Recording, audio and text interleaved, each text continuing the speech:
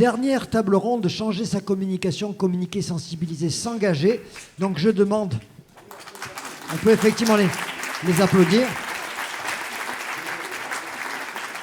Donc je demande à Christian Sabatier, Marie Machkovitz, Kevin Bertrand et Romain Tarusson de venir me rejoindre sur la tribune.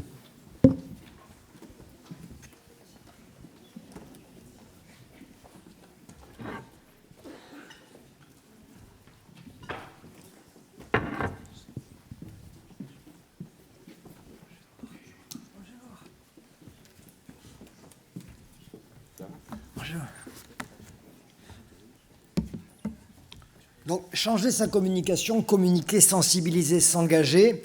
C'est vrai que la communication, traditionnellement, pendant longtemps, ça a été beaucoup tourné autour du papier, des affiches, des distributions de dépliants, des opérations de promotion comme des foires et salons. Aujourd'hui, ce modèle traditionnel est en train d'évoluer, il n'est pas abandonné, il est complété par un certain nombre de dispositifs. Et le mieux, c'est de prendre un certain nombre d'exemples.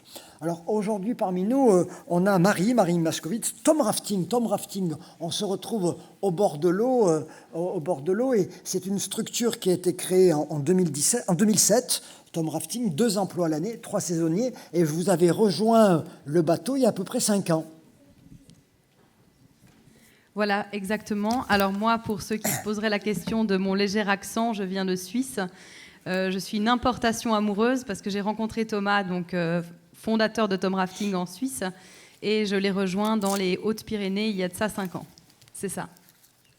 Alors vous avez une démarche, avant de parler de la communication, parce que ça s'inscrit dans une démarche, vous avez envie de faire que votre activité, qui est liée à l'eau, avec cette ressource de l'eau, que ça soit une démarche qui soit de plus en plus exemplaire en matière environnementale, et en particulier, vous avez envie que ce qui est le symbole de votre activité, le bâtiment d'accueil, soit un bâtiment exemplaire, éco-exemplaire, et c'est un peu un chemin de croix.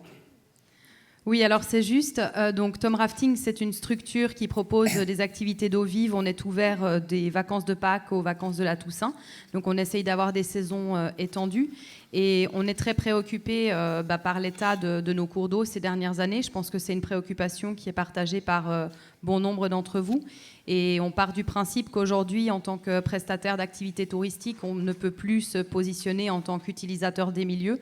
Il est nécessaire en fait qu'on soit des acteurs de ces milieux et des acteurs de leur préservation.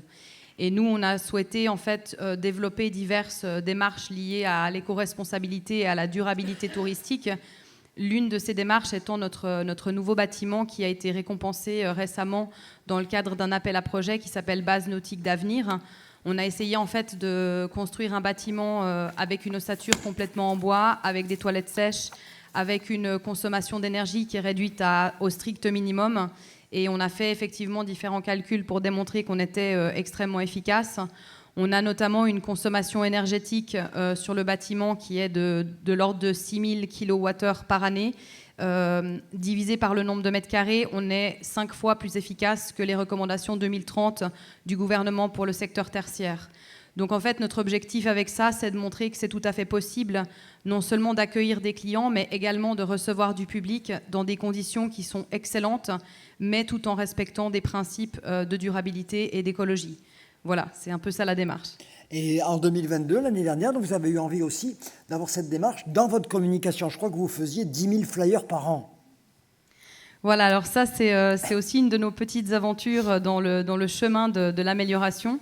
En fait, en termes de communication, il y a quelque chose qu'on utilise tous beaucoup, qui sont nos amis les dépliants papier, qu'on appelle aussi les flyers. Donc j'ai apporté une relique parce que j'adore sortir mes petites reliques. Ça, c'était à l'époque notre production annuelle, donc 10 000 flyers, avec évidemment en plus kakémono, affiches et autres supports. Et en fait, ce petit flyer comme ça, il a l'air tout bête, mais en réalité, 10 000 flyers par année, c'est 160 kilos de papier et 80 000 litres d'eau. Donc vous multipliez ça par le nombre d'années de fonctionnement et vous avez vite une idée de la catastrophe écologique que ça peut représenter. Je ne vais pas cibler particulièrement le flyer, mais juste pour comprendre l'origine de la démarche. Le problème du flyer, c'est que c'est un support qui n'est pas durable du tout. C'est-à-dire que les gens, la plupart du temps, vont dans les offices du tourisme, ramassent une pile colossale de flyers qui vont tous finir dans la poubelle ou, pire que tout, dans la rue. Et en définitive, Pour moi, ça, c'est un mode de communication qui a fait son temps. Enfin, pour nous, puisque Thomas, qui est là, est d'accord avec moi sur ce plan. Le problème du flyer, c'est vraiment ça, c'est que c'est un support jetable et qu'il est très facilement jeté. Et pire encore, on a des structures qui s'amusent à aller déposer ces choses-là sous les essuie-glaces de toutes les voitures, dans tous les parkings. Après, bien sûr que quand on a eu cette réflexion et qu'on s'est dit il faut qu'on remplace les flyers, ça a mené à une réflexion un peu plus large, parce qu'en fin de compte, on les remplace par quoi ? Il faut que les clients parviennent à nous trouver, et c'est un défi. Donc on s'est dit, on va les remplacer par du numérique. Le problème du numérique, c'est que, comme chacun d'entre vous le sait probablement, ça pollue aussi, et que les rejets de CO2 dans l'atmosphère liés au numérique sont très importants. Donc en définitive, il faut vraiment faire une pesée d'intérêt pour chaque support concerné. C'est la démarche qu'on s'est efforcé de faire avec ce remplacement de flyers, c'est-à-dire qu'on a lu différentes études scientifiques, on a essayé de compiler un maximum d'informations pour savoir si oui ou non il était pertinent de remplacer nos flyers par un support numérique. Et en fait, dans notre cas, ça s'est avéré être quelque chose de positif au niveau du calcul. Donc ce qu'on a fait, c'est qu'on a remplacé les flyers par ça. Ce sont des totems qui sont faits d'une base en bois de châtaignier local qui sont produites par un artisan à 30 km de notre base, et un support en carton durable sur lequel se trouve un QR code. Le grand avantage, c'est qu'en fait, on n'a pas du tout besoin de les changer tous les ans. On peut changer soit seulement le carton, soit rien du tout. Et on les pose donc chez les commerçants de la vallée, et dessus, vous avez un QR code que les gens peuvent scanner, et ils retrouvent notre flyer en version digitale. Juste pour apporter un tout petit complément d'information là-dessus, on a choisi avec une grande attention notre hébergeur, parce qu'en fait, on a pris un hébergeur responsable. Aujourd'hui, ils sont encore relativement rares. Donc l'hébergeur avec lequel on travaille compense à hauteur de 200% ses émissions de CO2. Et en plus de ça, ils n'ont pas de salle de refroidissement climatisée pour leurs serveurs. Ils se servent de la ventilation naturelle. Donc on a vraiment fait ce choix en conscience de remplacer le flyer par ce support numérique. Peut-être de manière générale, quelques informations. Pour remplacer le papier par du numérique, ça vaut la peine, par exemple, dans les cas où le papier est un papier important, c'est-à-dire, par exemple, les catalogues, ça vaut la peine de faire un catalogue en ligne plutôt qu'un catalogue papier, parce que c'est un gros support qui utilise beaucoup d'encre. Nous, dans notre cas, ça valait la peine parce que c'est un support qui n'a aucune durabilité et que l'hébergement en ligne d'un flyer est relativement peu émetteur en termes de CO2. Par contre, tout ce qui est support vidéo, c'est extrêmement gourmand. Donc si vous vous posez la question de remplacer un dépliant par une vidéo, clairement la réponse, c'est que ce n'est pas un bon calcul. Voilà en gros quelques infos là-dessus. Alors, c'est vrai qu'il y a aussi le client. Le client, il a l'habitude de prendre un papier. Il entre dans un office de tourisme, il fait un peu une économie de cueillette, il prend des papiers, il va sur un parking de supermarché, il trouve un flyer. Est-ce que vous avez eu une perte de visibilité, ou au contraire, vous avez réussi à conserver votre volume de clientèle ou être en prospection avec ce choix d'abandonner la communication papier ? Alors, j'aurais tendance à dire que l'épidémie de Covid nous a un petit peu aidés, parce que l'Office du tourisme régional avait déjà mis les flyers sous plastique, et les gens prenaient les flyers en photo parce qu'il n'y avait plus la possibilité de prendre des flyers papier. Les gens se sont aussi habitués à scanner des QR codes. Alors, au niveau des clients, nous, on a été assez surpris. Parce qu'on a eu très peu de scans du QR code en définitive. On en a eu un nombre de l'ordre de 200 à 300 sur la saison, ce qui est très faible par rapport à notre clientèle, puisque c'est environ 4000 à 4500 personnes qui viennent nous voir chaque été. Donc je pense que l'accueil client, il a été plus positif au niveau de la démarche qu'au niveau du fait de réellement scanner le QR code. Dans la vallée, ça a bien fait parler de nous, parce que quand on allait voir les commerçants avec les totems, ils nous disaient qu'ils avaient entendu parler de ce nouveau mode de communication et ils attendaient qu'on le leur apporte. Donc je dirais que chez les commerçants, ça a eu un impact vraiment positif. Après, nous, comme je vous l'expliquais, Serge, quand on en avait parlé, on avait déjà entamé une transition vers l'Internet quelques années auparavant, avec un site entièrement refait, très ergonomique, et un système de réservation en ligne très fonctionnel. Et je pense que c'est quelque chose qu'on avait déjà amené parce qu'on avait déjà beaucoup de communication avec nos clients de manière digitale. Après, ce qui est très important dans la transition vers le numérique, et ça, je tenais vraiment à en parler aujourd'hui, c'est que ça ne remplace pas l'humain. Et en fait, c'est le gros problème qu'on a dans de nombreux services, notamment des services de l'État. Aujourd'hui, vous n'avez plus de numéro de téléphone et vous ne pouvez plus joindre personne. Et je pense qu'on a tous déjà vécu ce sentiment. C'est agaçant à un point innommable de ne jamais pouvoir parler à quelqu'un. Et en fait, nous, on tenait fermement à maintenir cette communication directe avec nos clients. Donc, on répond au téléphone toute l'année en 4 langues. Et on a un accueil physique à la base où les clients peuvent se présenter, venir réserver, nous voir. Il ne faut surtout pas, je pense, et il faut résister à ça, passer au tout numérique, parce que c'est se couper complètement du contact humain, et aujourd'hui, c'est aux antipodes de ce qu'il faut faire. Enfin, c'est ma vision. Hein. Est-ce que vous avez une vertu d'exemplarité? Est-ce que les autres prestataires qui sont restés fidèles au dépliant vous posent des questions? Est-ce que vous sentez que cette alchimie que vous êtes en train de créer prend un peu autour de vous parmi tous les autres prestataires que peut avoir votre territoire? Alors, j'aurais tendance à dire qu'actuellement, dans notre discipline, pas vraiment, parce que le flyer est très, très ancré. Par contre, on nous a demandé notamment s'il était possible de réutiliser le petit slogan qu'on a mis, parce que le slogan qu'on a utilisé, c'est « On aime trop les arbres pour en faire des flyers, scannez-le ici ». Et en fait, il y a des gens qui nous ont demandé s'ils pouvaient reprendre la phrase. Et évidemment, pour nous, moins on coupe d'arbres pour faire du papier, mieux c'est. Donc, on n'a pas de problème avec le fait que les gens reprennent cette phrase. Donc oui, il y a des gens qui s'y sont intéressés, mais je dirais pour le moment, pas dans le même domaine d'activité. Merci Marie, en tout cas pour ce témoignage. On aura l'occasion peut-être dans la partie débat de revenir vers vous, mais en tout cas c'était vraiment très, très, très, très intéressant. On passe du côté de Romain Tarusson, donc festival What Trip. Donc on est sur la ville de Montpellier. Romain, et je crois que c'est votre parcours. On peut parler un petit peu de vous d'abord dans un premier temps, parce que je crois que ce festival, c'est d'abord le fruit de votre expérience personnelle et l'initiative de créer ce type d'événement. C'est aussi le parcours initiatique que vous avez pu porter dans votre première partie de vie. Alors oui, c'est une expérience de vie, hein, puisque depuis très longtemps, j'adorais organiser des événements, etc. J'organisais les booms quand j'étais au collège, j'étais président de BDE, etc. Mais c'est au cours d'un voyage, en fait, que l'idée est véritablement apparue de créer ce festival, parce que mon parcours, c'était des rencontres. En fait, il a été rythmé par des rencontres qui m'ont inspiré, qui m'ont construit petit à petit. Et j'avais envie de partager ça et de créer un événement en fait, lors duquel on puisse rencontrer d'autres personnes, découvrir d'autres cultures, partager en fait, tout simplement. Et c'est comme ça en fait, que l'idée du festival est venue à l'occasion d'un voyage en Birmanie. Oui. Alors, ce festival, c'est déjà la 7e édition. Ça va être la 7e édition en 2023. Pour nous le décrire, Festival What Trip, c'est quel type de voyage? Donc, expliquez-nous un petit peu pour ceux qui ne le connaîtraient pas. Alors oui, c'est le Festival international du film documentaire de voyage d'aventure. Donc, ce sont des films que l'on peut retrouver sur des chaînes comme National Geographic ou sur la TV, etc. Donc ce sont des documentaires, donc ce ne sont pas des fictions, mais pas que, puisque lorsque j'ai créé le festival, l'objectif c'était véritablement de créer un événement qui soit accessible au plus grand nombre, donc gratuit au maximum, et qu'en plus de ça, la culture soit accessible au plus grand nombre. Donc c'est pour ça qu'autour du festival et de cette compétition officielle de films documentaires, on a organisé, on organise plus d'une vingtaine d'expositions photos dans toute la métropole de Montpellier. On organise une agora géante en fait, c'est ce lieu de rencontre sur lequel tout le monde va pouvoir se rencontrer, les aventuriers, les jurys, le public, les exposants. On a également un salon du voyage durable et du voyage de proximité, puisque pour nous, et lorsqu'on a créé le festival, l'idée c'était de dire qu'on peut vivre une véritable aventure à proximité de chez soi. L'idée c'était pas d'inviter le monde entier à prendre l'avion et aller à l'autre bout du monde, non, c'était de réfléchir son voyage, de voyager mieux et de voyager local aussi, puisque c'est vraiment, pour nous c'est la base en tout cas.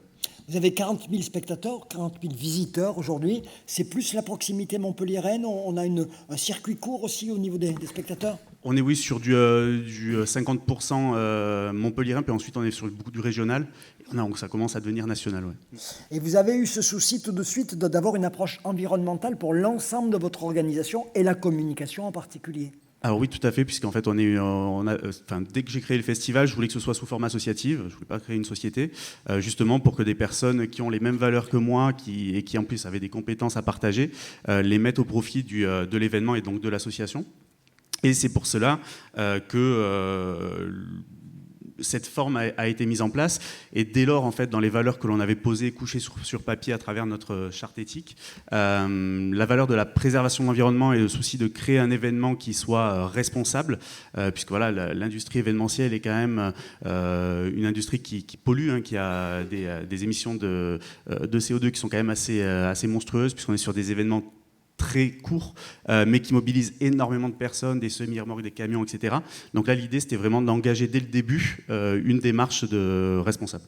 Donc, pour avoir quelques exemples concrets, comment vous matérialisez cette démarche responsable, suppression du plastique ou autre, expliquez-nous concrètement, par rapport à un festival classique ou tel qu'on aurait pu l'organiser encore il y a quelques années, quels sont les marqueurs qui font que vous êtes exemplaire ? Alors ça s'est fait petit à petit. Donc ça a démarré un peu naturellement par la suppression du plastique de l'organisation. Et petit à petit, on a des actions qui se sont matérialisées. Donc rendre l'eau gratuite pour le public, les bénévoles, distribuer des gourdes à nos bénévoles de façon à ce qu'ils puissent boire tranquillement. Puis petit à petit, on s'est rendu compte qu'on mettait en place énormément d'actions, mais qu'on était assez désorganisés. Et donc depuis un peu plus d'1 an, on s'est rapproché d'une structure qui est basée à Toulouse, qui s'appelle Élémentaire, pour justement venir nous aider à organiser, cadrer toutes ces actions que l'on met en place. Notamment, on a une charte éthique pour les exposants de notre salon du voyage. On impose en fait maintenant à nos partenaires, à nos exposants, à toutes les parties prenantes de l'événement, de suivre les règles que l'on veut leur imposer, entre guillemets, puisqu'on estime qu'on doit être responsable de ce côté-là. Alors donc, concrètement, c'est quoi ces chartes? On va être exposant chez vous, qu'est-ce qu'on va devoir faire? Alors du coup, il y a par exemple la pratique des goodies, donc exclure les goodies, ou alors proposer des goodies qui ne soient pas en plastique, qui soient du made in France, qui soient, etc. On supprime les tote bags, même nous, jusqu'à très peu de temps, les tote bags, les sacs en tissu, on en offrait, etc. Pareil, ça on a décidé d'arrêter. Donc là, on est vraiment passé sur un côté drastique, et du coup, ce processus de labellisation avec Élémentaire nous a énormément aidé, puisque ça nous a permis déjà de voir et de coucher sur papier le fait que, oui, on mettait en place des choses, et ça, pour l'équipe, c'était important aussi de matérialiser les choses et de se dire que oui, on a beaucoup d'actions, on a déjà sur un référentiel de 137 points, on en coche une soixantaine, plus d'une soixantaine. Donc c'est quelque chose qui nous a permis de nous engager et surtout de nous projeter. Cette labellisation, donc on n'a pas fait la labellisation pour être labellisé, parce que je ne suis pas un fan des labels à la base, mais c'était vraiment pour nous donner un cadre et nous aider à organiser nos idées et surtout à progresser d'année en année maintenant, et à intégrer et impliquer l'équipe. On peut parler, pour faire écho à la conférence qu'on vient d'avoir, c'est une charte RSE en quelque sorte. C'est un peu ça, on n'aime pas trop dire RSE parce que c'est pas, on ne peut pas se qualifier tel quel, mais on s'est énormément inspiré d'une charte RSE. Exposants, membres du jury, bénévoles, les gens comprennent votre démarche, ils la subissent ou au contraire ils l'accompagnent et la prolongent? Alors ils la comprennent, la plupart, puisque on est quand même dans un secteur où ce sont des personnes qui sont assez open sur ces sujets-là. Le public aussi, bizarrement, on avait peur que le public accepte un peu moins des toilettes sèches au milieu de Montpellier, peut-être un peu moyen. Mais en fait non, on s'est même fait engueuler l'année dernière sur certains points, donc c'est cool parce que le public aussi nous fait des retours qui sont assez positifs et qui nous permettent justement de retravailler pour l'année suivante. Donc c'est un gros travail par contre de communication, il faut leur expliquer. Faut leur expliquer pourquoi on fait ça, pourquoi c'est important pour nous de respecter les sites d'accueil, de favoriser l'inclusion aussi dans nos équipes, etc. Donc il y a un gros travail de communication qui est à faire auprès de nos publics, mais aussi de nos équipes. Enfin, pas plus tard qu'hier, à 23h, on était encore en réunion avec l'équipe organisatrice pour fixer les grandes priorités de cette année en termes de RSE pour le festival. Et on s'est rendu compte que là, ça faisait du bien aussi de faire une réunion pour s'expliquer et expliquer à l'équipe pourquoi on voulait et on mettait en place telle ou telle action. Alors, on parle de communication justement. Comment vous communiquez? Quels sont les supports que vous utilisez? Et je crois que vous avez de manière drastique réduit les fameux flyers dont on vient de parler, de 20 000 à 3 000. Donc, quand on a 40 000 spectateurs et qu'on édite plus que 3 000 flyers, on sent que ça ne sert plus à grand-chose. Oui, ça c'était un gros point, la suppression du papier. Je rejoins du coup ce qui a été dit précédemment, et on s'est très vite tourné du coup vers le numérique là pour le coup, et également en développant une application mobile, puisque on a un événement qui est relativement en cours, qui dure maintenant une semaine. Le festival a duré une semaine, mais c'est un événement pour lequel le fameux programme papier est quand même important. Parce que c'est là où on a toute la programmation, et on a plus de 300 temps forts dans le festival, donc c'est hyper important pour le public, pour certains publics, ça dépend aussi des âges, puisqu'on a un public qui est assez large, de garder ce format papier. Donc c'est pour ça qu'on a encore ces fameux 3000 programmes qui restent. Les cheveux blancs aiment les papiers. Oui. C'est ce qui en ressort, et on le voit dans notre équipe, puisque notre équipe, ça va de 18 à 77 ans dans l'équipe, et c'est pareil, c'est ce qui ressort. Donc on a numérisé, ouais. On a beaucoup numérisé, on utilise cette application mobile qui va être véritablement notre outil de communication à partir de maintenant. D'une manière générale, et pour reprendre la question que j'avais posée à Marie sur la vertu d'exemplarité et de modélisation qui se reproduit, est-ce que vous avez l'impression que vous faites un peu école et que d'autres événements dupliquent votre mode d'organiser, ou que vous sentez encore un peu seul? Alors on essaye justement, puisque ce label, on a participé à... C'était un test jusqu'alors. Là maintenant, ça y est, il va être officialisé à la fin du mois de mars à Toulouse à l'occasion d'une conférence de presse. Donc n'importe quel événement maintenant pourra se faire labelliser, se faire accompagner pour entrer dans ce processus d'événements responsables. Donc là, on se sent de moins en moins seul, d'autant que on est fondateur du collectif Repère Méditerranée. C'est le réseau des professionnels de l'événementiel responsable, où là, en fait, l'objectif, c'est pareil, c'est l'échange. Parce qu'on n'est pas concurrents, on est tous acteurs en fait de cette filière qui est la filière événementielle culturelle, et donc l'objectif c'est de dire oui, on transmet les bonnes pratiques. Donc on se sent de moins en moins seul parce que y a beaucoup de personnes qui viennent nous poser des questions sur comment est-ce qu'on revalorise les biodéchets, comment est-ce que les denrées non consommées on les redistribue à des SDF, etc. Donc c'est beaucoup d'échanges. Donc non, on se sent pas seul du tout en fait. Sur une préoccupation plus terre-à-terre, une préoccupation d'équilibre économique, est-ce que c'est plus cher, moins cher d'organiser comme vous le faites que traditionnellement? Alors c'est un investissement. Oui, c'est un investissement pour la planète. Ça représente un surcoût entre 20 et 30 000 euros selon les années pour le festival, puisque louer des toilettes sèches, ça coûte plus cher que de louer des toilettes de chantier. Par rapport au budget total, comme ça nous donne une idée. Alors on a un budget total de 450 000 euros. D'accord. Ouais. Donc 5% en plus. 5% en plus. Dans notre discussion, il y a quelque chose qui m'intéressait et que vous m'aviez évoqué, c'était la base du voyage d'aujourd'hui. Par vos images, vous donnez envie d'aller voyager à l'autre bout du monde, et il est légitime que ceux qui ont vu ces belles images puissent y aller. Vous pouvez dire qu'il faut voyager mieux, moins souvent, mais ça n'interdit pas de voyager. Oui, c'est ça en fait. L'objectif, c'est pas d'être des donneurs de leçons. On n'aime pas, j'ai horreur des extrêmes, quels qu'ils soient, et on ne veut pas être extrémiste. Et en fait, l'idée, c'est de dire aux gens, voyagez mieux. Pensez votre voyage, organisez-le, renseignez-vous sur le pays où vous voulez aller, voyagez beaucoup moins, souvent, c'est-à-dire on oublie de prendre l'avion pour aller en Corse, c'est pour un week-end, mais par contre, voyagez beaucoup moins souvent, mais sur des périodes beaucoup plus longues. Parce que du coup, vous allez limiter votre impact sur la planète à travers le CO2 des avions. Mais en plus de ça, en voyageant de façon plus longue, vous allez vous plonger dans la culture, vous allez comprendre la culture et vous n'allez pas consommer le pays dans lequel vous êtes, vous allez le comprendre, vous allez essayer de l'étudier ce pays-là et de comprendre la culture dans laquelle vous allez être plongé. Donc en gros, le message, c'est ça qu'on veut faire passer à travers le festival. Merci Romain pour ce témoignage, et là aussi on pourra revenir dans la partie discussion sur votre expérience qui est large en matière d'organisation, une expérience encore plus large, puisque depuis 1995 la course à pied, la course hors stade telle qu'elle s'appelait a été révolutionnée. On ne peut pas être à Millau, parler d'APN sans parler des Templiers.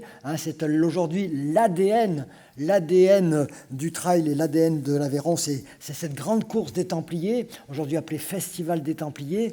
Kevin Bertrand était avec nous l'année dernière, il est avec nous encore aujourd'hui, c'est un vrai plaisir. Alors j'ai tendance à dire on ne présente plus le Festival des Templiers, mais depuis 1995, vous avez grandi, vous avez monté, et aujourd'hui, c'est plus de 10 000 coureurs qui sont là, et autour de ces 10 000 coureurs, il y a encore plusieurs milliers d'accompagnants, de spectateurs. C'est un vrai phénomène.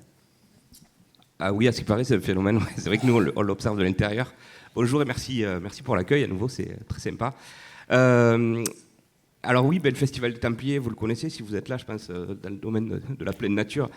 C'est un trail qui existe depuis 1995 avec 10 000 participants. On rajoute souvent au nombre de participants le label de Millau, donc ça fait aux alentours de 13 000 participants. On est aujourd'hui un petit peu victime de notre succès puisqu'on est sold out sur tous les événements. Aujourd'hui, il faut savoir que déjà beaucoup de courses sont complètes. Donc sur le festival, il y a 15 courses. On a déjà 4 ou 5 courses qui sont complètes. C'est un grand succès du fait qu'on a essayé aussi de conserver depuis la naissance de cet événement les valeurs que l'on avait décidé de mettre en place depuis le début. Mais on a aussi évolué au rythme de la société, et justement l'événementiel avait besoin de donner un petit peu de prouver qu'on était aussi dans cette démarche-là. Donc on a fait beaucoup d'efforts pour pour l'environnement. Et un premier effort, justement, vous l'avez dit, vous êtes sold out, c'est-à-dire vous êtes complet. Vous avez choisi de ne pas faire un toujours plus de coureurs, de limiter par course les coureurs pour la prédation du sentier, pour le confort de course. Vous êtes donné des quotas par course. Exactement. En fait, ce qui fait plaisir aux coureurs, c'est quand il vient au Templier de pouvoir quand même sentir cette exclusivité de partage avec le territoire et de se sentir quand même un peu seul sur les chemins. Donc c'est pour ça qu'on a des quotas par course et un nombre de courses qui est quand même assez important et qui permet justement de vraiment profiter de ce territoire qui est juste sublime. Hein. Et ce que je l'avais déjà dit un peu l'an dernier, je le dis rapidement, ce qui a été un marqueur de cette organisation, de la Grande Course des Templiers, qui a été aujourd'hui dupliquée avec bonheur, c'est que par-delà le fait sportif, avant on venait faire une course, on faisait une course, on s'intéressait qu'aux faits sportifs et aux résultats, et l'organisateur n'essayait pas de nous raconter l'histoire du lieu où se déroule la course. Les Templiers, vous avez tenu à raconter l'histoire du lieu, l'histoire de l'Aveyron, ce qui s'y est passé, ce qui s'y passe, et valoriser tout de suite l'histoire locale. Et aujourd'hui, vous l'avez encore plus amplifié, justement en essayant de faire que vos fournisseurs, ceux qui produisent la course, ça soit aussi des producteurs locaux. En fait, exactement, c'est ça. Le Festival des Templiers, c'est avant tout un événement qui est ancré dans son territoire et on veut vraiment rester ancré dans ce territoire. Et quelle est la manière de pouvoir conserver cet ancrage? C'est justement de faire, d'avoir des ravitaillements bio, locaux, d'avoir le plus de prestataires possibles qui sont du coin. Voilà, donc ça c'est vraiment notre ancrage comme on le perçoit et c'est un petit peu notre vision des choses. On arrive à trouver tous les produits qui sont aujourd'hui les produits du package coureur en local. C'est un cahier des charges. Il y a des choses qu'on doit finalement acheter encore ailleurs. Bien sûr qu'on doit acheter des choses ailleurs, c'est une obligation. Par contre, sur chaque prestation, sur chaque produit, on va quand même faire la recherche. C'est vrai qu'on avait eu cette discussion, on ne peut pas trouver des bananes à Millau, malheureusement, alors que le produit de la banane, c'est quand même un produit qui est assez consommé par les coureurs.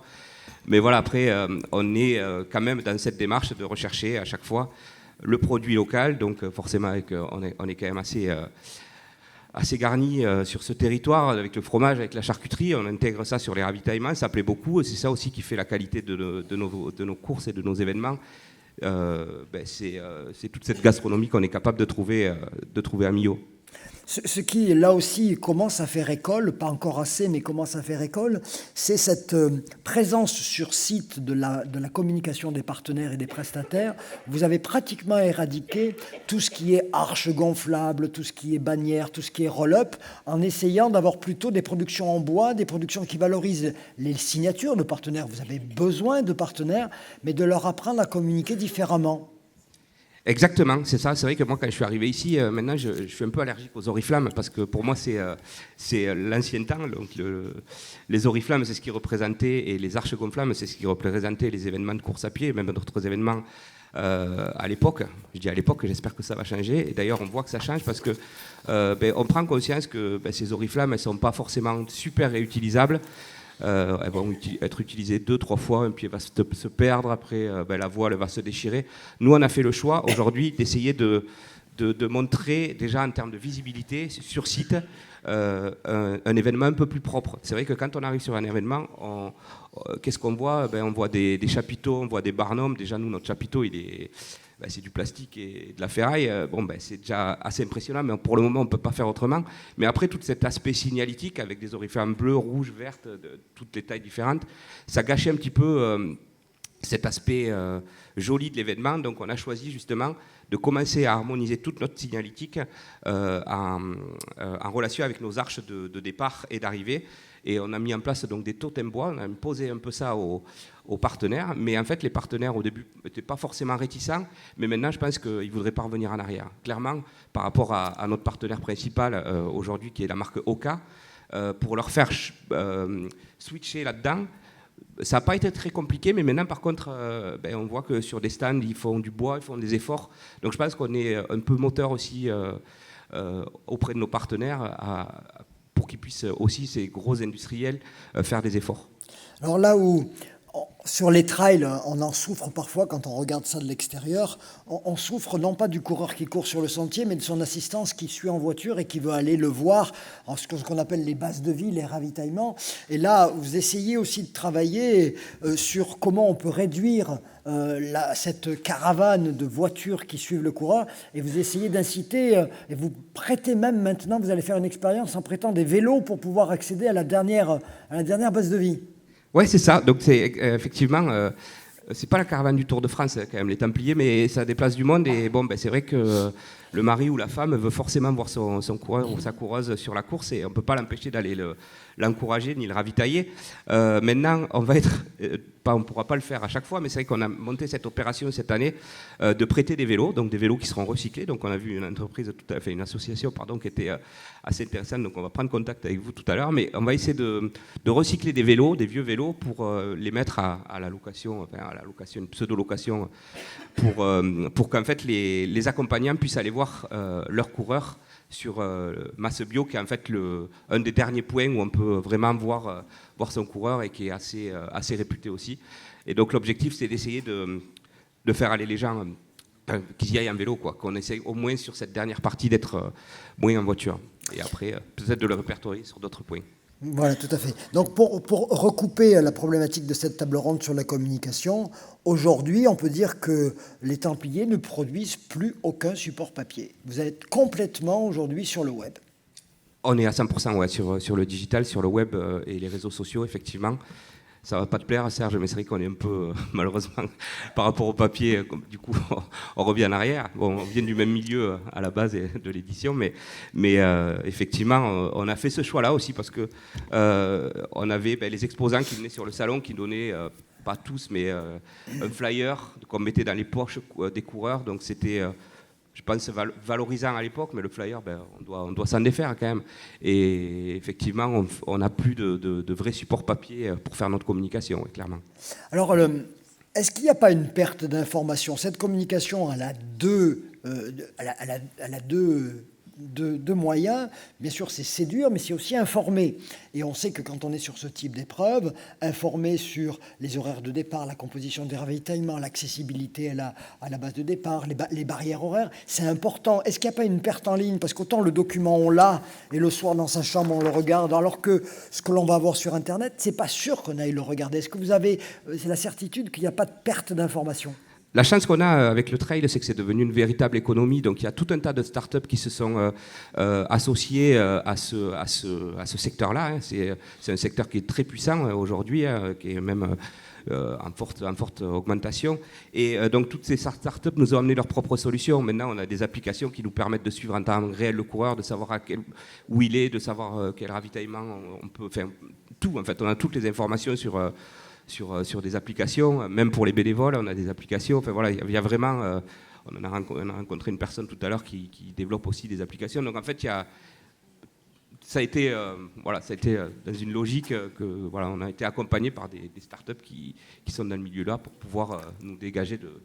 Vous avez, avec votre stature, votre statut de précurseur et de très très grande course, vous avez souvent une vertu d'exemple et vous montrez le chemin. Est-ce que tu penses, Kevin, que tu pourrais dire à tous les organisateurs aujourd'hui, arrêtez le papier, communiquez avec justement ces applications et ce numérique, et vous ne perdrez rien ? Bon, après, leur donner des conseils pour arrêter le papier, je pense qu'ils le font très bien tout seuls.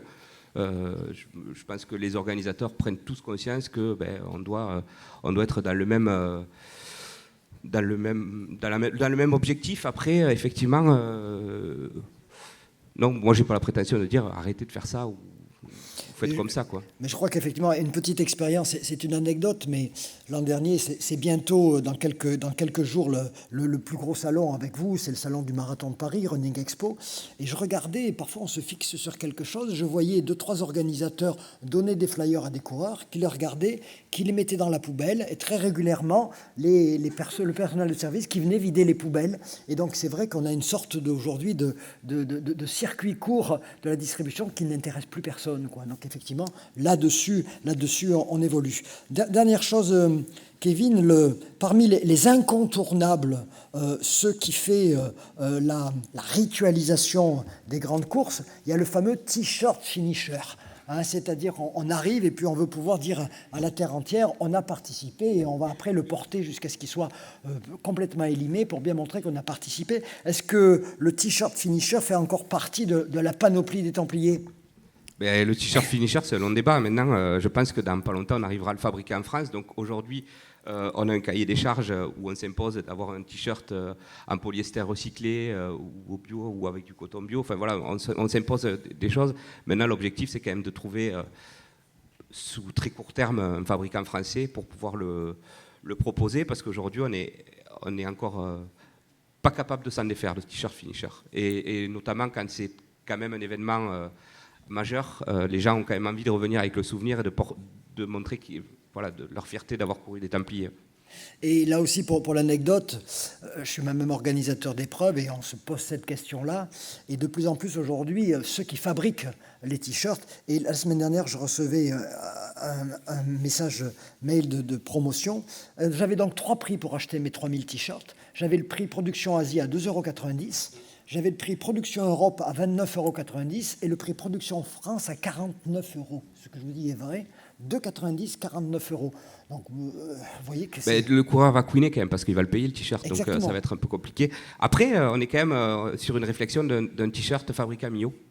Donc c'était dans des projets. Donc on espère pouvoir y arriver un jour. Donc avec un atelier que vous connaissez, Julien Anchir à Millau. Et c'est potentiellement quelque chose qu'on va un jour arriver à faire. Après, c'est une histoire de volume, une histoire de coût. Après, est-ce que le coureur va être prêt à l'acheter aussi, je ne sais pas, mais bon, c'est un objectif. Le fabriquer à Millau, le t-shirt fabriqué sous le viaduc, quoi.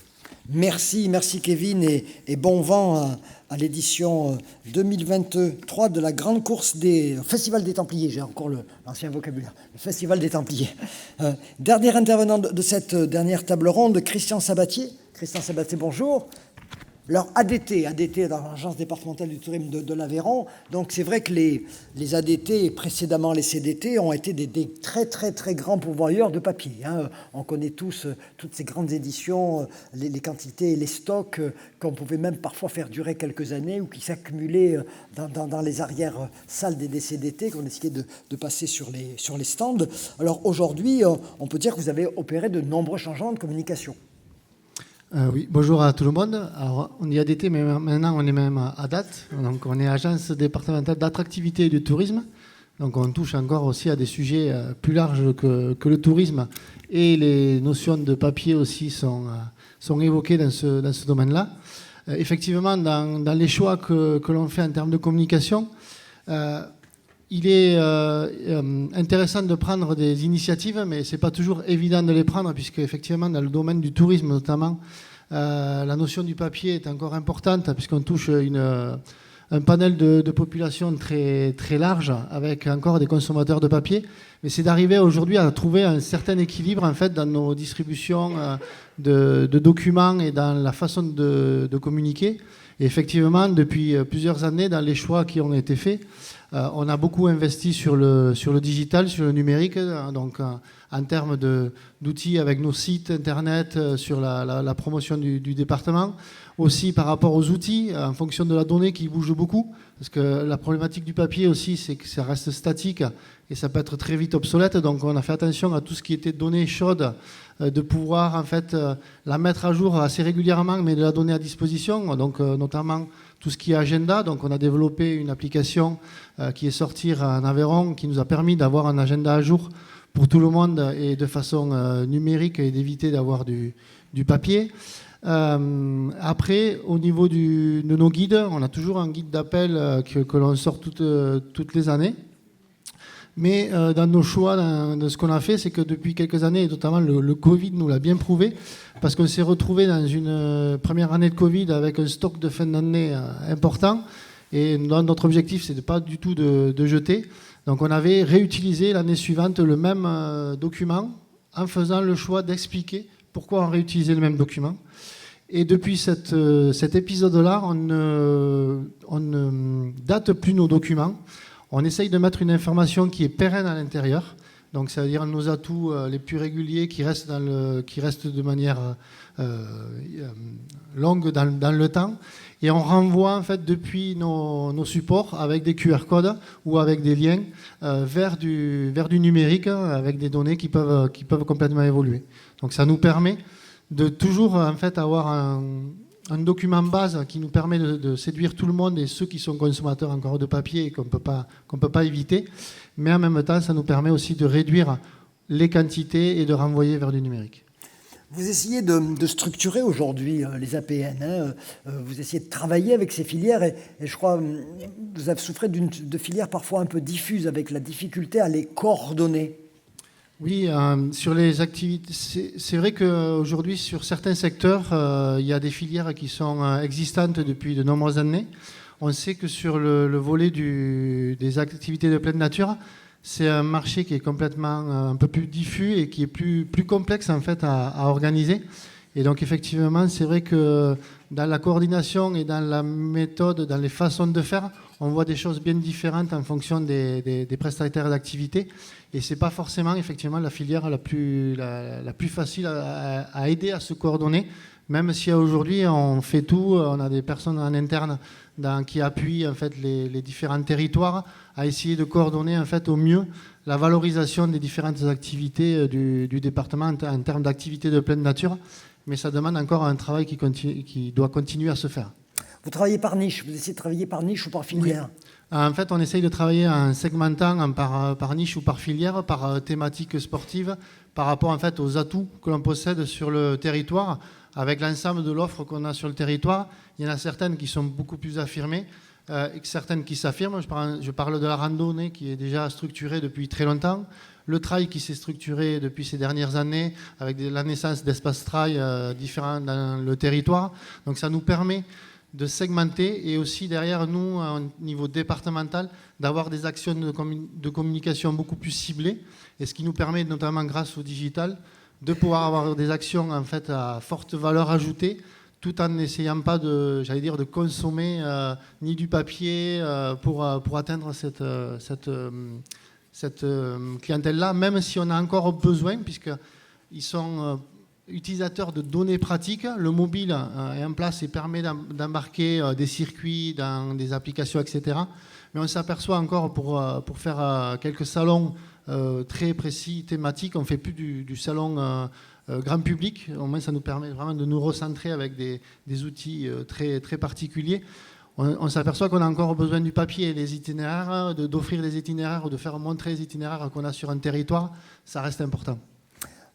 Est-ce que vous avez une vision globale en tant que département? Je dis une bêtise quand je dirais que la demande de la clientèle, elle est encore majoritairement très classique. Tout ce que l'on peut offrir, c'est encore une clientèle de niche, mais le tourisme, ou en tout cas l'économie touristique, est encore générée par une demande qui reste très traditionnelle.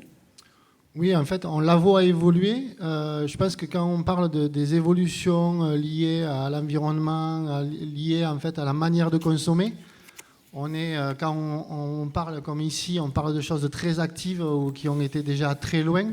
Mais c'est vrai que dans la manière de consommer, on est obligé de s'adapter au fur et à mesure. Parce que oui, on sent ces valeurs qui sont véhiculées, cette manière de consommer, mais elle n'est pas encore acquise par tout le monde. Et on a besoin de s'adapter pour en fait proposer des choses qui aujourd'hui correspondent à cette nouvelle demande, mais tout en restant en fait avec des actions ou des manières de communiquer encore qui correspondent, j'allais dire pas à l'ancien temps, mais qui correspondent en fait à des modes de consommation qui sont ancrés et que tout le monde n'a pas encore pris le pas sur un nouveau mode de consommation. Même si ça se fait, il faut que les événements continuent à le faire pour montrer l'exemple, il faut que les entreprises le fassent aussi dans la manière de véhiculer l'image, de se coordonner par rapport en fait à tout ce qu'on peut faire en démarche RSE. Mais effectivement, on perçoit en fait de manière globale que tout le monde n'avance pas à la même vitesse. Alors au niveau de l'Aveyron, vous avez une communication que j'avais repérée, que j'avais trouvée assez pertinente. Trop loin, si proche, l'ailleurs n'est pas loin. Vous avez porté, je crois que c'était en 2021, cette communication en vous disant finalement on va essayer de faire venir de pas loin des gens tout en leur disant que finalement en venant d'une agglomération urbaine très proche, ils auront un dépaysement maximum alors qu'ils n'auront pas à aller le chercher plus loin. Tout à fait. En fait, on avait imaginé ça en 2019 suite à une enquête de clientèle qui a été menée où on s'est aperçu que nos bassins de proximité ne nous connaissaient pas sous l'image qu'on pensait qu'ils nous connaissaient.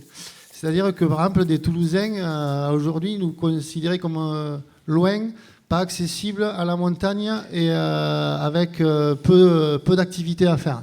Donc l'objectif était de se dire, mais pourquoi aller chercher forcément de la clientèle plus loin, alors qu'on a un bassin de clientèle à moins de 2 heures de plus de 2 millions de personnes et jusqu'à 4 heures, puisque on a été jusqu'à 4 heures de distance de l'Aveyron, qui est de plus de 5 millions de personnes. Et de se dire, mais si on va chercher ces personnes-là en leur disant en fait, qu'ils ne sont pas loin et qu'ils pourront découvrir des choses aussi belles que de partir forcément à l'étranger, mais en fait, on va donc nous enregistrer une amélioration de notre consommation et l'économie touristique du département, ce pour quoi on travaille. Mais en même temps, ça veut dire que aussi, on va dans le sens de consommer sur la proximité, de limiter tout ce qui est pollution, puisque ça veut dire qu'ils prendront leur véhicule moins long. Ça correspond à nos objectifs aussi de développer les ailes de saison, sur lesquelles on a des courts séjours. Parce que c'est vrai que l'été, on est consommé de manière plus facile, puisque c'est là où les gens prennent plus facilement les vacances. Mais sur les ailes de saison, ça reste encore à construire sur du court séjour, sur de la consommation de proximité. Donc c'était vraiment notre vocation là. Et on s'est aperçu dans cette démarche-là qu'elle allait aussi dans le sens des modes de consommation et qui ont été accentués par le Covid. Et on s'est aperçu que ce message, trop loin, si proche, ça a été pour nous un coup de chance, parce que la malchance, c'était qu'on devait sortir la campagne le 4 avril et le 17 mars, on a été confinés. Mais en fait, on a attendu que ça se réouvre un peu et on l'a utilisé pour dire que ça allait dans le sens de l'histoire. Pas besoin de partir ailleurs, consommer à proximité. Et ça veut dire que c'est gagnant pour tout le monde. C'est gagnant pour la consommation, c'est gagnant pour le fait de répondre aux attentes de proximité et aussi de moins polluer en fait, dans les déplacements. Parce que par contre, on essaye de développer la mobilité sur le département, mais aujourd'hui, on sait qu'on est un grand département, qu'il y a beaucoup de routes encore dans notre département et qu'il y a beaucoup d'usage de la voiture qui est nécessaire pour venir dans notre département. Alors, à côté de ce slogan ou de cette campagne de communication, vous avez aussi un accompagnement à la production avec le réseau des offices du tourisme des prestataires. Je crois que vous avez proposé à peu près une 60aine d'expériences de courts séjours dans le département. Ouais, l'idée, ça a été de construire ce projet de communication avec l'ensemble des offices de tourisme, de leur proposer de mettre en place des expériences à consommer sur des week-ends, sur des courts séjours, des choses qui peuvent se construire avec de la culture, du patrimoine, de l'activité sportive. Donc ça permet à cette clientèle de proximité de pouvoir découvrir le département sous différents angles et tout en étant inspiré par des gens, parce que c'est important de remettre l'humain au centre aussi et de ne pas raconter, juste comme des fois on peut raconter institutionnellement, c'est beau, etc. C'est que les gens parlent, qu'on a une vraie prise de parole. Et on leur a proposé aussi, dans la campagne de communication Trop loin si proche, c'est que pour avoir une unité, mutualiser la force de la campagne de communication, et notamment au niveau digital, de pouvoir en fait s'approprier le concept de la campagne et de pouvoir utiliser en fait les outils de la campagne pour pouvoir communiquer pour leur territoire. Et ça a valu qu'en fait on ait une visibilité encore plus amplifiée en partageant et en mutualisant les coûts. Vous avez utilisé les réseaux sociaux, l'aspect viral des réseaux sociaux, en disant à tous ceux qui sont actuellement producteurs avec vous à vos côtés, utilisez cette communication et dispersez-la pour qu'elle touche le plus de monde possible. Exactement. Et en fait, on avait ce qu'on appelait nous tous un air de famille qui permettait en fait depuis l'extérieur d'être complètement vu et revu parce que ça a mené de la répétition, que ce soit par nos réseaux, les réseaux de chacun des offices de tourisme, les achats d'espace qu'on avait fait et on avait démultiplié, j'allais dire, la force de la communication sans forcément en fait avoir des investissements lourds pour chacun. Merci Christian de ce témoignage. Alors avec Kevin, organisateur d'événements, Marie, prestataire en eau vive, Romain, organisateur d'un événement là culturel, Christian, opérateur au niveau d'un territoire et un département. On a là une palette de prestataires qui chacun vont dans le même sens. Dernière partie, pour les 10 dernières minutes de notre journée, une partie question large. On peut aller se centrer sur nos partenaires là ou avoir tous les témoignages possibles sur cette expérience APN s'adapter pour durer, pour clore notre première journée. À vous la parole. Olivier. Oui, bonjour. C'est une question qui s'adresse à Kevin Bertrand sur les Templiers. Donc, Olivier Bessy, je travaille sur le trail à mes temps perdus. Donc, j'ai bien étudié les Templiers depuis la création en 1995. Et je partage toutes les valeurs liées à l'esprit trail originel que vous avez su conserver à travers les parcours, à travers les valeurs que vous proposez, à travers un certain nombre d'éléments qui font que les Templiers s'inscrivent dans un concept extrêmement original de ce point de vue-là. Après, j'ai quand même 3 questions. Alors que vous prenez ces valeurs proches de l'environnement, où l'humain est mis en premier, pourquoi avoir cherché à grossir autant? Pourquoi aujourd'hui avoir 14 courses, 10 000 coureurs, pas loin de 50 000 spectateurs? Ça, c'est la première. La deuxième, c'est, vous avez dit dans votre exposé, on a évolué au rythme de la société. C'est quoi le rythme de la société? Et la troisième, c'est comment vous vous situez par rapport à des courses comme l'UTMB et la Diagonale des Fous? Voilà. Ouf. J'ai 3 heures ou... Bon, la première question, pourquoi on a cherché à grossir? Est-ce que je saurais répondre à cette question? Est-ce que c'était une vraie volonté en fait de grossir? On s'est peut-être aussi justement laissé emporter par le développement du trail qui est quand même qui s'est transformé. Hein. Vous avez parlé à la fin de l'UTMB et de la Réunion. Le trail s'est transformé depuis tant d'années. Après. Clairement, au début, quand les Templiers sont nés, l'objectif, c'était pas d'en faire ce qu'ils en sont aujourd'hui. On ne s'est jamais fixé un vrai objectif, on ne s'est jamais donné des objectifs à 20 ans, de se dire on sera 13 000 coureurs dans 20 ans. Ça s'est fait un petit peu normalement, mais il faut savoir quand même qu'à un moment donné, on est quand même sur un marché qui est concurrentiel, donc il a fallu aussi démontrer qu'on était à la hauteur de ce qu'on voulait, que l'événement était à la hauteur d'autres événements. Vous avez parlé du TMB, on est des événements qui sont complètement différents, mais on est quand même en concurrence. Donc à un moment donné, il faut aussi savoir se développer, savoir marketer l'événement comme il le faut, mais tout en respectant aussi nos valeurs et notre identité.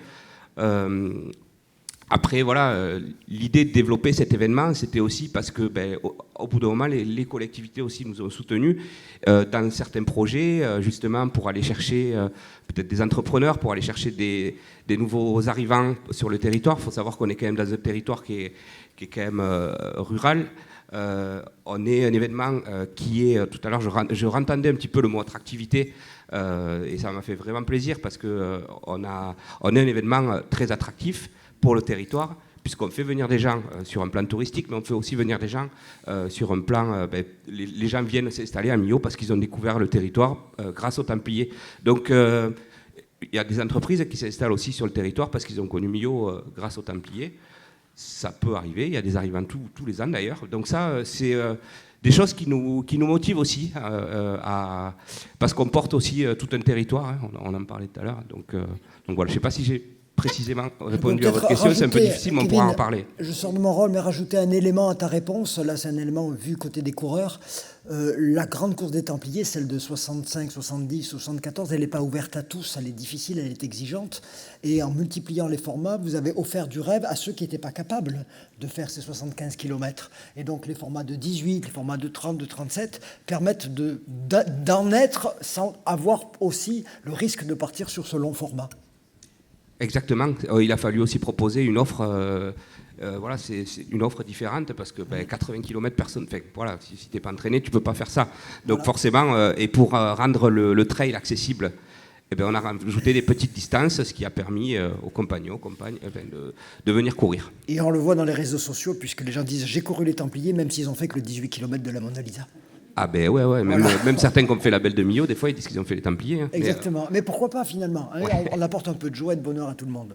La suite peut-être rapidement des questions. Et je dois répondre aux 3 questions? Non, peut-être rapidement juste le positionnement par rapport à l'UTMB, mais là aussi je pourrais faire la réponse. Alors oui, tu peux faire la réponse, mais moi je vais la faire quand même. Vas-y, Kevin, parce que le positionnement par rapport à l'UTMB... le positionnement par rapport à l'UTMB, déjà, il faut savoir que l'UTMB a voulu nous racheter il n'y a pas très longtemps. Le groupe Ironman qui a racheté l'UTMB, enfin qui est en train de racheter l'UTMB. Nous, on a refusé. On a refusé, pourquoi? Parce qu'en fait, on voulait constituer une équipe locale aussi et conserver justement ce positionnement local qu'on essaye de faire perdurer par rapport aux valeurs qu'on a depuis longtemps, qui ont peut-être un peu changé aussi par rapport à tout ce qui se passe au développement. Mais en tout cas, on voulait quand même que cet événement reste local et ne prenne pas la tournure que l'UTMB essaye de mettre en place sur les autres événements, sans critiquer. Après, c'est un autre business model et c'est d'autres choix. Mais on ne veut pas ressembler à ces événements, on veut garder notre identité. Et surtout, les deux, vous et l'UTMB, a donné envie à énormément de coureurs d'aller sur le sentier. Et je crois qu'il ne faut pas vous opposer. C'est 2 démarches différentes et qui ont un point commun, c'est de donner envie de courir à plein de gens. Oui, c'est ça, ouais, c'est ça. Après, pour la Réunion, clairement, on a aussi un peu le même raisonnement que la Réunion, parce que la Réunion, c'est un événement de territoire, hein, c'est le département qui le porte fortement. Nous, on est quand même aussi porté par les collectivités, mais voilà, on est plus quand même proche d'un esprit Réunion que TMB, quoi. Autre demande de questions? Oui, j'avais une question. Enfin, c'était plus un constat et un partage d'initiative, parce que l'un des freins qui a été levé pour investir dans des toilettes sèches, du mobilier qui va servir plusieurs fois, etc., c'était le coût. Et là, je voulais rebondir sur ce qui a été dit ce matin, c'est la force du collectif. On n'a pas trop parlé d'initiatives de mutualisation ou de structures dédiées. Alors là, je vais faire ma chauvine de la Manche. Il y a des structures qui ont plus de 15 ans, 20 ans d'expérience dans la mise en place de toilettes sèches pour les événements culturels et sportifs, et qui se chargent, en fait, qui font tout, la coordination, la gestion des déchets ensuite, et qui les gèrent. En Ariège, avec le label Manifestation Verte, c'est pas juste un label où on coche des cases, c'est toute une démarche d'accompagnement pour agir sur les volets sociaux, environnementaux, etc. Mais il y a aussi une démarche de mutualisation de matériel. Et on se rend compte que ça permet aussi d'aider des plus petites structures, soit à se lancer dans la démarche, soit à amplifier ce qu'elle faisait déjà. Et parce que c'est sûr que quand on est tout seul, c'est beaucoup plus compliqué. Donc je sais que c'était pas vraiment mentionné dans ces interventions. C'était en fait, peut-être qu'en se fédérant, en s'associant, on peut y arriver plus facilement. Merci. Naïeul, je crois que tu voulais intervenir. Oui, juste un petit retour d'expérience et une question à Kevin. Donc, je suis venu exposer pour le Montcalm grâce au département de l'Ariège, avec la structure Ariège Terre de Trail.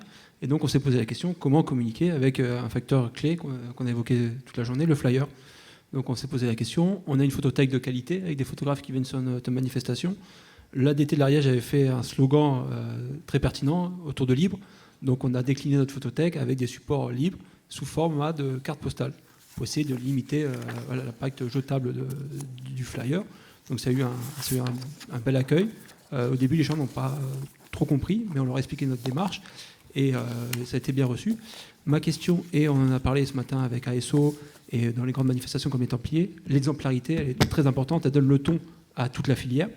Est-ce que dans votre réflexion de votre salon, qui est très bien fait, qui est un bel événement, est-ce qu'à un moment donné, vous avez fait la réflexion vous l'avez fait, je pense, avec les partenaires, comme tu l'as dit, sur le race pack, d'interdire les flyers pour les coureurs dans votre race pack, dans chaque coureur.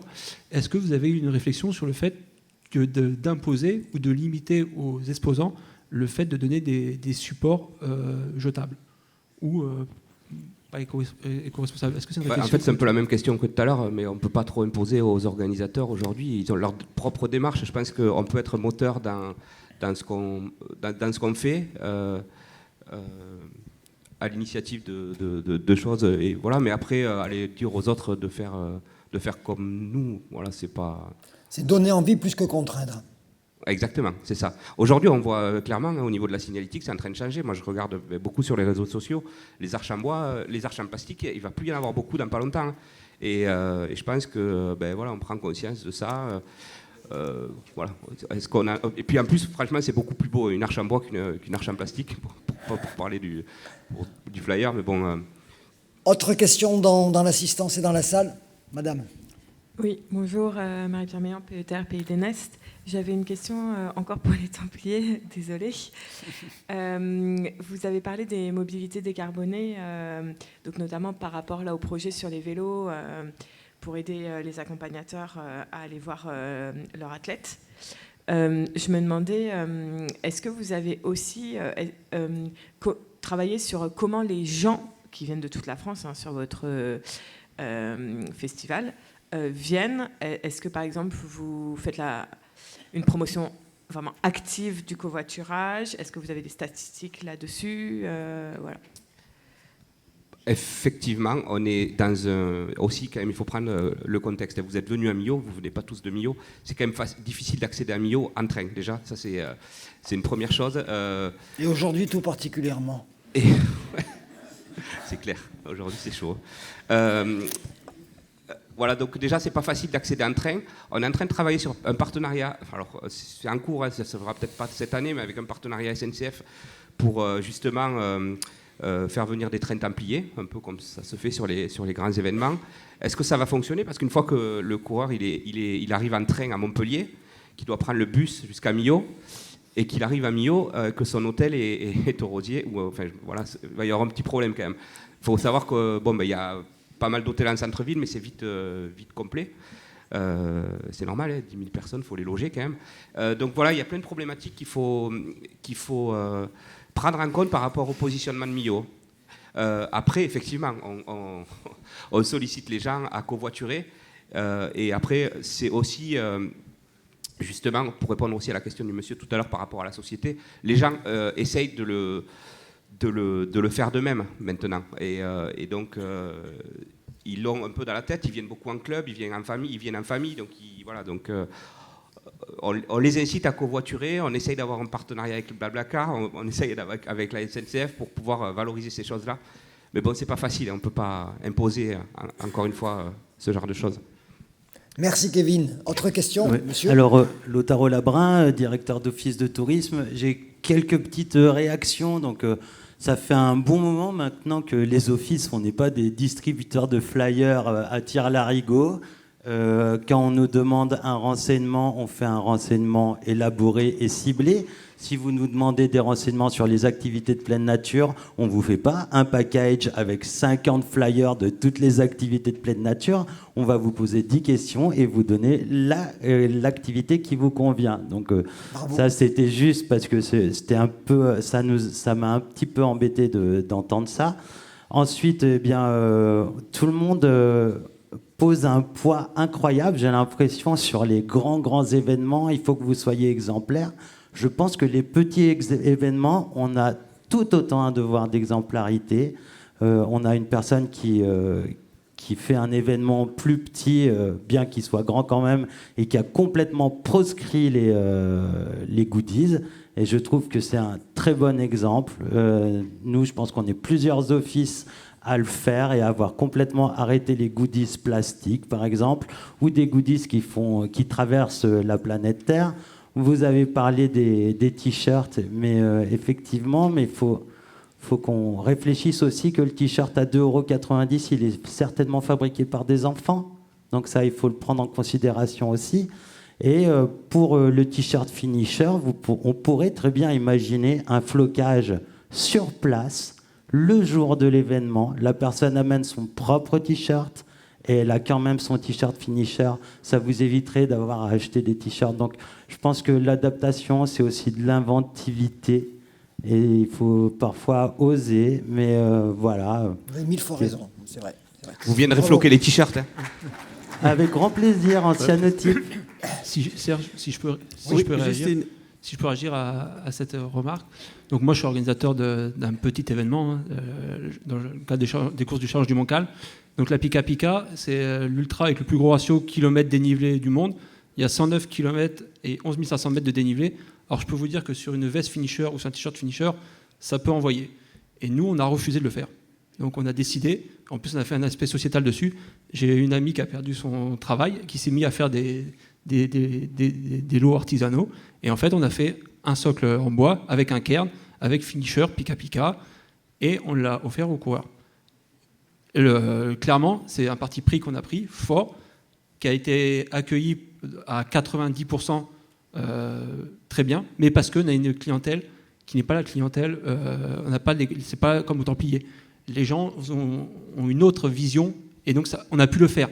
Mais clairement, il y a 10%, ça a été levé de bouclier, et vous ne pouvez pas nous faire ça, nous on veut... Mais moi je me dis que ces 10%-là, s'ils raisonnent comme ça, et bien clairement, c'est pas grave s'ils ne viennent pas. Mais parce qu'on a un événement qui est ciblé sur des coureurs vraiment où on ne fait pas de masse. On a 200 coureurs au départ parce que l'épreuve est tellement atypique, elle est tellement difficile. Mais clairement, on a perdu peut-être 5% de coureurs. On a fait quelques mécontents par rapport à ça. Mais c'était notre choix, c'était un choix fort de l'organisation. On l'a fait la première année. Par rapport à la levée de bouclier, à l'association, ils ont eu peur. On a remis des vestes finishers. Et là, on s'est rendu compte qu'il fallait arrêter. Et donc maintenant, on est dans cette démarche-là. Mais c'était un parti pris fort parce que aussi, on a des coureurs qui sont plus dans cette mouvance-là et qui ont compris le message qu'on voulait transmettre. Mais il faut éduquer, il faut expliquer. Peu à peu, ça va venir. Peu à peu, ça va venir. Mais ouais, le t-shirt finisher dans le monde du trail est très ancré. Après, clairement aussi, nous on organise d'autres événements plus petits, donc on n'a pas de t-shirt finisher sur nos autres événements. C'est vraiment par rapport aux Templiers. Ouais. Je voulais juste apporter, si je peux, je vous vois pas. Je suis là, Christian Conil, bonjour, je suis là. Non, c'est juste pour, d'abord bravo pour la Pika Pika, parce que c'est une belle course, moi je la connais de réputation, je ne suis pas capable de la faire, mais elle est magnifique, et je trouve votre démarche de dire ce qui sont râles contre ce t-shirt, ils n'ont rien à faire là, parce qu'il y a un esprit trail, et je trouve que ça, c'est un bel esprit. Simplement parce que j'ai été organisateur d'une toute petite course qui était la foulée des vignerons du Castellas, c'est effectivement, et de l'INA Trail Trail qui fait partie du challenge gardois des trails à Rochefort-du-Gard. Et effectivement, il y a toujours le traditionnel t-shirt finisher.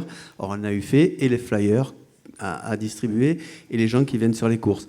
Alors nous, pour la foulée, c'était simple, on ouvrait du vin à l'arrivée ou au départ, et puis s'il y a une bouteille de vin, voilà, on a même offert des boîtes de pâté, un verre de vin, des tire-bouchons, et on a fait une paire de t-shirts, ça c'est vrai.